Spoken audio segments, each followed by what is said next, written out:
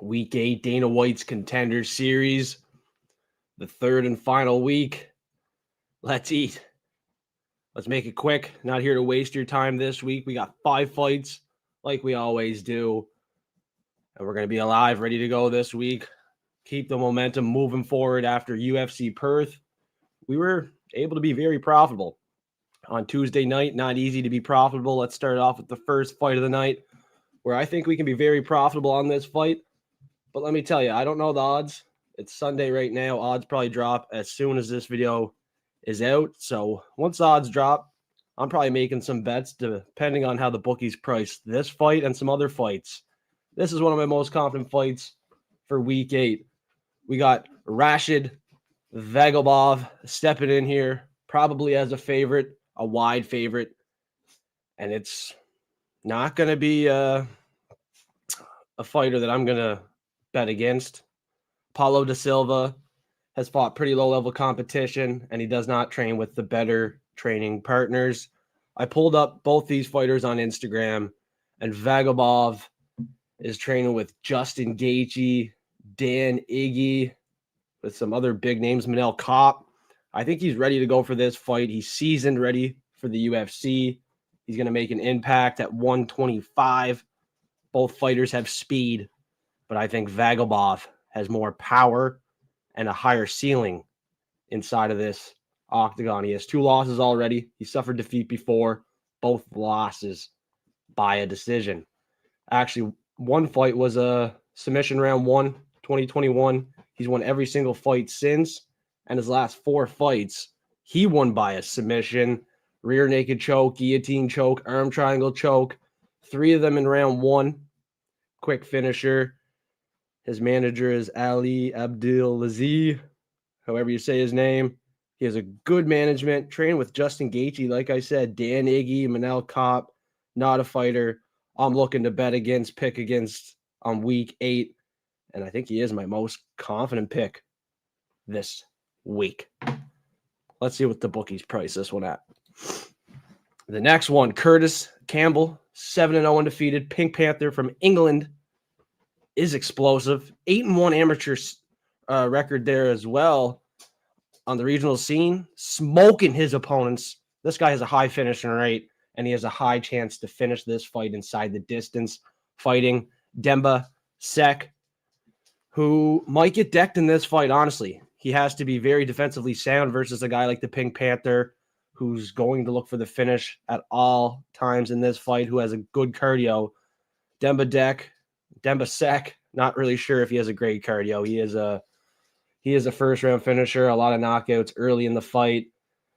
I think he won a decision there as well, but the level of competition, not overly impressive. I do think Kurtis Campbell has fought the better competition when you face these 2 fighters off.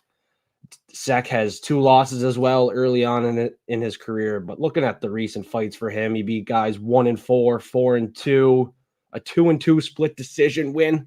Holy Jesus. That was the second last fight. I think Demba Seck gets honestly decked in this fight. Look, the last couple fights for Kurtis Campbell. Last win, submission. 6 months ago, that boy was 7-2. Knocked out a 7-3 opponent before that. Decision win with a 5-0 opponent. I mean, I think even if it goes the distance, Kurtis, the Pink Panther, Campbell, is profitable. Don't know the odds yet, like I said. Interested to see what this one's priced at. This is another confident pick. High confidence on the Pink Panther in this one. Staying undefeated. And getting his 8th win, week 7. Next fight, 2 fighters ready for the UFC. Interesting to see who's going to win this fight. This is a 50-50 fight, in my opinion. And I'm taking the undefeated fighter. Like I said, it's week 8. I think this guy gets his 8th pro win. Eliezer Kubanza has a lot of power, a lot of first-round finishes as well. And he won his last fight by a decision, proving that he can go 15 minutes. If he has to in this fight, I think he can go 15 minutes, land the more damaging shots, and have more accuracy on the feet. I think he's going to be the better striker with more power in this fight. I look at the side of Christopher. He's training at the goat shed and stuff like that, but on Instagram, seems like a pretty boy. He's more just about the fashion and stuff like that, where Eliezer is training hard. He's serious about it. and he is a physical specimen. A physical specimen. I think he's going to smoke Christopher in this fight en route to a UFC contract. His last couple wins before that decision win were all knockouts. 6-1 opponent was knocked out. 3-0 opponent knocked out. Now, these guys might not be the best level of competition. Low-level regional scene fights here. He's still 7-0, fairly green in his career. But moving forward, I think he can continue the success. He's crushing the cans like he's supposed to, and you can't ask for much more than that. Won his last fight by a decision, too. He can go 15 minutes if he has to. I'm not saying Christopher is not good. Like, he just won his last fight against a 16-8 opponent. But before that, low-level wins, 3-6, 2-2, debuting. I'm going with the guy with the slightly better competition fought with more power in the hands and who I think has a better ceiling inside of the UFC. He's from Congo, ready to make a big statement here. Tuesday night in front of Dana White. Very interested to see what the odds are on this fight. I'm going with Eliezer Kubanza in this one. Christopher is just all about the fancy pictures and stuff like that. I don't think he's putting in the work like Eliezer. This Canadian's already putting in work. He's already down in Vegas shadow boxing with his brother Charles Jourdain. Cutting weight. Louis Jourdain. And I think the Canadians are undefeated on Dana White's Contender Series this season. And I picked against every single one of them. I'm Canadian. How could I do that? Reverse psychology ain't working, but I'm picking against the Canadian here. He's 8-3. And I think he doesn't have the submission upside like his brother, Charles Jourdain. And on the feet, Magno Diaz just won his last fight by knockout. Devastating fashion, explosive power in those hands. And he trains at the Fighting Nerds. Fighting Nerds gym on the rise, looking for another fighter to enter the UFC. I think Magno Diaz is that guy. 8-3, Louis Jourdain likely stays on the 8 wins here, week 8 of Dana White's Contender Series. But anything can happen. His brother's in the UFC. He could enter the UFC as well.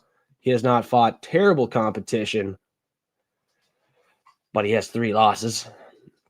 And French-Canadian, I don't know how it's going to turn out versus a mean Brazilian here. Last 3 wins for Jourdain, knocked out a 12-3 fighter, 7-4 fighter, and a 7-5 fighter. He lost a decision at UAE Warriors to a 9-3 opponent 4 years ago before those 3 wins. 3 years ago, Diaz lost by a submission versus a 1-1 opponent. Not a great look, honestly. After that, 3 years ago, beat a guy 1-0. A year ago, beat a guy 3-0 by knockout. And 5 months ago, coming off that devastating knockout round 1 to the 7-1 opponent.